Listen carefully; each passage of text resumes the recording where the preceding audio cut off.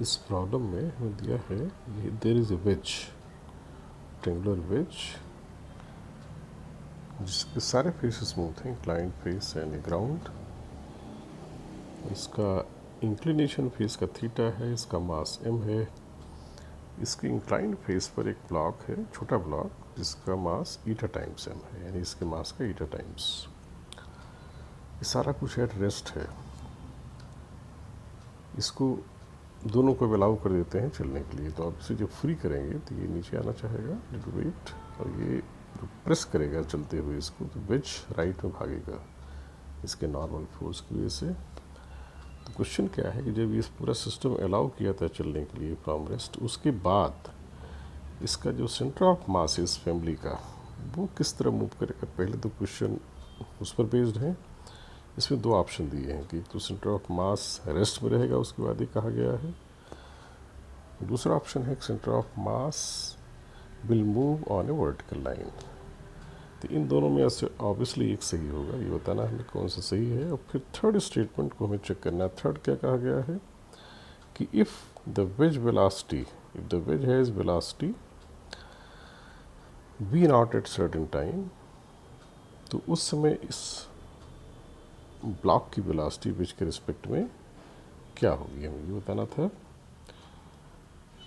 तो जो centre of mass का मोमेंट है, मोशन होता है, सेंटर ऑफ मास का motion depends on external forces, ये हमें ध्यान रखना चाहिए। एक्सटर्नल फोर्सेस यहाँ कहाँ से हैं, एक तो वेट है, और एक्सटर्नल फोर्स आता है कॉन्टैक्ट से। कॉन्टैक्ट इस पूरी फैमिली का बाहर जो किसी से है तो ग्राउंड से। ग्राउंड कैसा है, फ्रिक्शनलेस, यानी ग्राउंड हॉरिजॉन्टल फोर्स नहीं लगा सकता, केवल वर्टिकल। तो एक्सटर्नल फोर्सेस वेट के हुए वो वर्टिकल, नॉर्मल डायरेक्शन ग्राउंड से आना वो वर्टिकल। तो पूरी फैमिली पर एक्सटर्नल हॉरिजॉन्टल फोर्स जीरो। तो सेंटर ऑफ मास हॉरिजॉन्टली फिर एक्सेलेरेट नहीं होगा, क्योंकि सेंटर ऑफ मास का मोशन एक्सटर्नल फोर्स से कंट्रोल होता है, ये बात हमें ध्यान रखनी है। तो centre of mass horizontally accelerate नहीं होगा, और पहले सेंटर ऑफ मास भी रेस्ट में था, क्योंकि ये दोनों रेस्ट में थे। तो सेंटर ऑफ मास जहाँ भी होगा इन दोनों का, किसी पॉइंट पे ऑब्वियसली होगा, तो वो वहाँ से सीधा नीचे आएगा। नीचे क्यों आएगा, क्योंकि वर्टिकल फोर्सेस तो हैं, वेट एंड नॉर्मल डायरेक्शन। तो second option will be correct one, right. अब थर्ड को चेक करते हैं। तो किसी समय अगर वेज की वेलोसिटी इधर वी नॉट है, अगर ये ब्लॉक स्लिप न करता तो इसी के साथ चलता, उसकी वी नॉट होती। अभी कहा गया कि इस ब्लॉक की वेलोसिटी वेज के रिलेटिव में कितनी होनी चाहिए उसमें, तो रिलेटिव हो सकती है तो केवल belong the plane. Relative means additional, extra. जहाँ भी रिलेटिव वेलोसिटी को फील करें, जिसके रिलेटिव कहा जाए फिर उससे एक्स्ट्रा मान के चलें, तभी आसानी से फील होगा। तो ब्लॉक की रिलेटिव वेलोसिटी वेज के रिस्पेक्ट में अगर वी आर है, तो यानी इस ब्लॉक की वी नॉट तो है ही जो वेज वाली है, वी आर इधर एक्स्ट्रा है। तो इस पूरी फैमिली में देखा जाए कि इनकी वेलोसिटी के रिलेशन की कंडीशन कहाँ से आएगी, वो आएगी इस बात से कि इस फैमिली पर हॉरिजॉन्टल फोर्स है नहीं बाहर से। हॉरिजॉन्टल फोर्स ना होने से क्या होगा, horizontal momentum of this family will remain conserved. Horizontal momentum conserve होने का मतलब हुआ कि जो पहले था मोशन अलाउ करने के पहले, वही बाद में रहेगा। इस फैमिली में कोई हॉरिजॉन्टल मोमेंटम नहीं था, तो वो था ज़ीरो।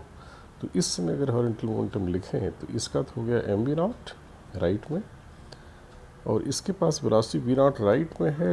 फिर उस वी आर का एक कंपोनेंट भी आएगा हॉरिजॉन्टल, वो हो जाएगा V R cos theta left में। तो इसकी नेट वेलोसिटी राइट में हो जाएगी V naught minus V R cos theta, V naught minus V R cos theta. इसके मास से गुणा कर दें, इसका मास था ईटा एम, इसका मास था ईटा एम, तो इसका मोमेंटम हमें मिल गया horizontal eta M into V naught minus V R cos theta.